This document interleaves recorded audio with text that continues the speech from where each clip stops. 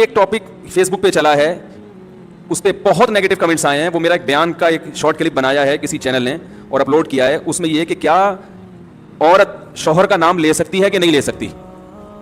کسی نے مجھ سے سوال کیا تھا کہ کیا عورت اپنے شوہر کا نام لے سکتی ہے کہ نہیں لے سکتی, یا منع کے ابا ہی کہے گی وہ. تو اس کا میں نے جواب دیا تھا کہ ہمارے عرف میں اس کو بے ادبی سمجھا جاتا ہے. جس کے عرف میں بے ادبی سمجھا جاتا ہو وہاں پر عورت کو چاہیے کہ اپنے شوہر کا نام نہ لے. اب چونکہ آج کل ہر آدمی مفتی بنا ہوا ہے,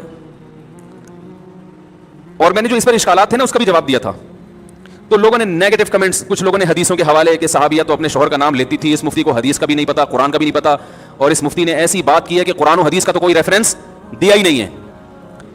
دیکھو ایک بات یاد رکھو, یہ اس میں بھی میں نے کہی ہے کلپ میں, سمجھ میں نہیں آئی لوگوں کے, تو میں ذرا ڈیٹیل میں بتاتا ہوں. لباس کا تعلق عرف سے ہوتا ہے کہ نہیں ہوتا. کچھ چیزیں ایسی ہیں جن کا تعلق براہ راست قرآن و حدیث سے نہیں ہے, بلکہ ان کا تعلق ہمارے کلچر سے ہے.